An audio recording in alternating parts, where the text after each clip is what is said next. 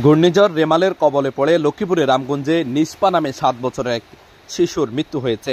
সোমবার বিকেলে উপজেলা চণ্ডীপুর ইউনিয়নের চাঙ্গিরগাঁও সংসার আলী ব্যাপারীর বাড়িতে এ ঘটনা ঘটে। ঘূর্ণিঝড় রেমালের আঘাতে আলী ব্যাপারীর পরিবারের লুটা ব্যাপারীর বাড়ি বিধ্বস্ত হয়েছে। লুটা ব্যাপারীর স্ত্রী হোসনে আরা বেগম ও নাতনি নিষ্পা ঘরের ভেতরে আটকা পড়েন। ঘটনাস্থলে নিষ্পা মারা যায় এবং হোসনে আরা বেগমকে স্থানীয় লোকজন উদ্ধার করে হাসপাতালে পাঠায়। বর্তমানে হোসনে আরা বেগম হাসপাতালে চিকিৎসা নিচ্ছেন।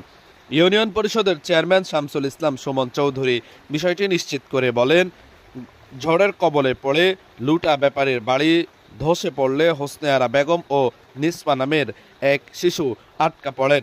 ঘটনাস্থলে নিষ্পা মারা যায় এবং তার নানি হোসনে আরা বেগমকে উদ্ধার করে হাসপাতালে পাঠানো হয়েছে।